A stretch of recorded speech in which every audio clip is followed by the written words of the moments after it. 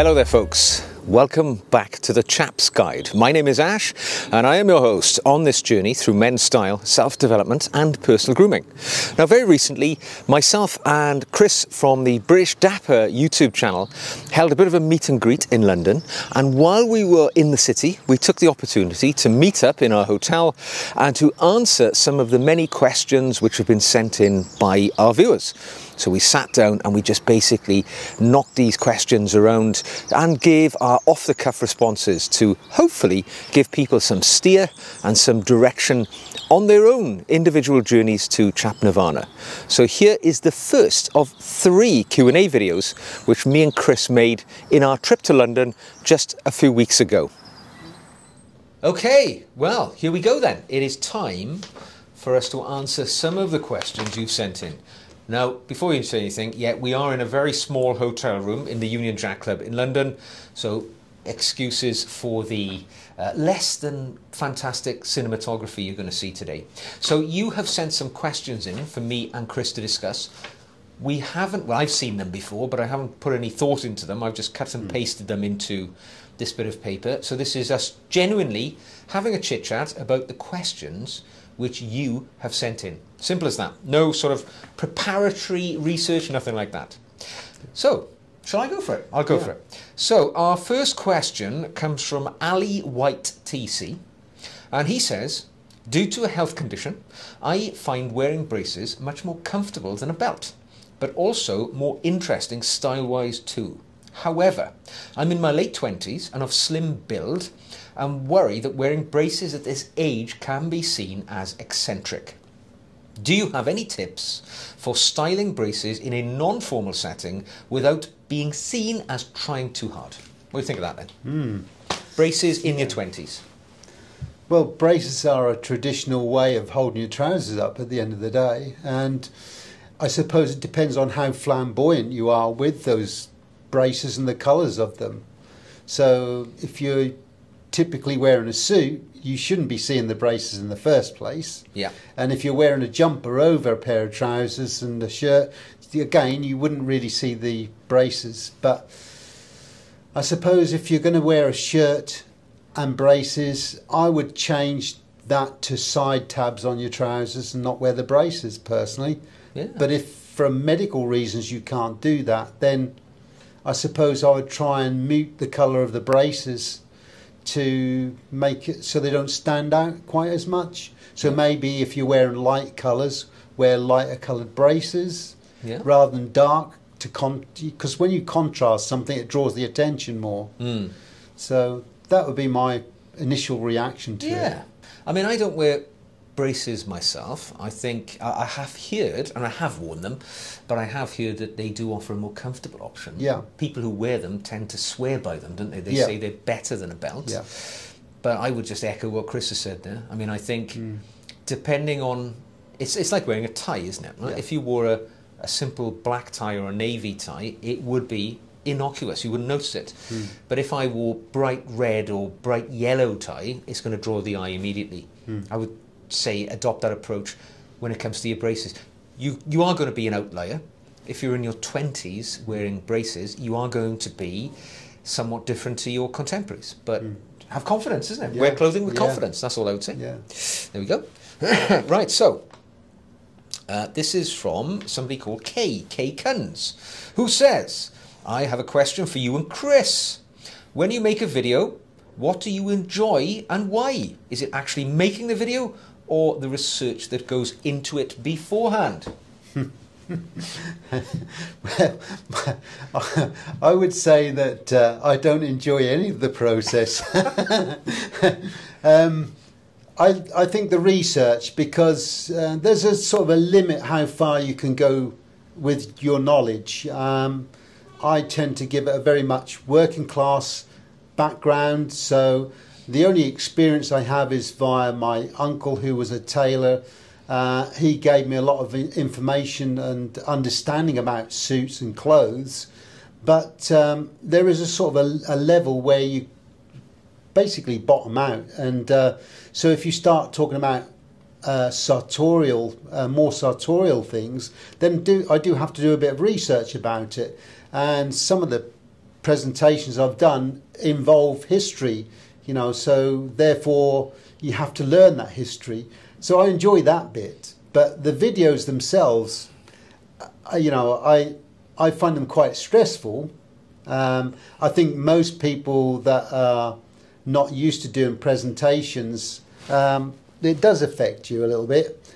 But having said that, it's all a learning process. So in a way, it's a nervous excitement, if you like, when it comes to making the videos. So, yeah. Yeah, I mean, I pretty much the same, really. I mean, I wouldn't say I enjoy the filming process because it's quite fiddly. Yeah. And I do most of my videos outdoors simply because it's less fiddly. I don't have to mess around with lighting. I don't have to worry about audio, you know, bouncing off walls and things. That's the real reason why I do my videos outdoors, to make my filming a simpler process. Yeah. I actually do enjoy the editing a little bit because it allows you to take control and sort of shape the message you're trying to put across. But very much like you, I mean, I agree there, the research for me, I mean, people don't realise it, that you know, I'm not a deep well of knowledge about sartorial matters. What I have done is where people ask me a question, I've enjoyed delving into history and finding out things. And, you know, it only takes a short time with the wonders of the world today, the internet, to become a mini expert on a subject, doesn't it? Yeah. So that's kind of what I enjoy most, is particularly when people ask me a question, I'll take that question, I'll think about it, I'll research it, I'll craft a few sort of lines, and then that'll be the basis of how I answer the question. I don't script my stuff. Do you script yours? I maybe make bullet points. Yeah, same with me. But so I give myself a sort of guide, and I often go totally off path with it, to be honest. So there we go. So what's this? So we got JK BG3QQ. Chip a name there. My question is about linen suits and how one can use them in the best way possible for summer weddings and functions. You know, can you cite a few examples of linen suit outfits? What do you think of that? Yeah, well, linen's a great thing for summer months. It's a little bit, they can be very, what I call scrunchy, as in they don't hold a smooth effect for long. They crease and wrinkle quite easily, but they are good for that breathability. So if you're in a really hot climate, they are very good for that sort of environment. In the UK and maybe temperate sort of conditions, then I don't necessarily think you need a linen suit. You could probably get away with a 100% cotton suit, probably unlined or semi-lined, and you get really quite a good smooth aesthetic. I would go for a suit if you're talking about a wedding, and they come in a range of colours as well. So, you know, you can choose a suit colour that would fit in with the wedding environment and the patterns or colours that are being selected for the wedding. Wear a tie with that, or open neck shirt maybe, and a nice pair of shoes, and I think you've got a really good outfit for a summer wedding. Yeah, totally. I mean, I've got to be honest, I've only ever owned one linen suit. Don't own it anymore. I think it was too big or too small for me. What I would say is, for me, totally agree with what you just said, but for me, I would maybe go with a linen jacket and pair that with chinos, because the cotton chino, I mean, maybe I'm a little OCD. I would constantly be, you know, ironing the trousers. So for me, the balance for me is, and I do own a couple of linen sports jackets, which I do wear in summer months, but I pair them with cotton chinos, which for me is that nice balance. The linen trouser I find just too high maintenance. It bugs me a little bit, but that's just me. But no, linen's a great one for the summer months. I bought a few linen shirts the other day, actually, and I look forward to them. Okay, so we'll do one more question here, because we're going to film a few of these and we'll drop them in the weeks ahead. So here's one from Florian, who says, thanks and bravo for your work. 2 questions. What is your favourite English shoe brand and why? And do you like to wear raw jeans with tie and blazer? There you go, 2 questions there. So what's your favourite shoes first? Well, yeah, Crockett and Jones are the top end. I mean, I'd love a pair of those, but my budget doesn't allow for that. Yeah, I was just thinking now. Typically, Lokes are a great brand. I love the 1880 series. What are you wearing now? These actually, believe it or not, are a company called... Ooh, let me try and think now. Do you know, it's completely gone. So I'll take a photo and we'll send it in as well. But it's a pair of black brogues you've got there with a marvellous shine on them. Yeah. I'm wearing a pair of Grensons today. Yeah. But yeah, so you go for Loke as a good basic price shoe. point. Yeah, I got to agree with that. Mid-pitch sort of pair of shoes. If I was to look at my wardrobe, I think most of my shoes and boots are Loke. Yeah. But like yourself, it's financial oriented. Yeah. If it was no money, no option, I got to say Crockett and Jones. Yeah. I do believe Crockett and Jones for outside of bespoke shoes offer possibly one of the best products.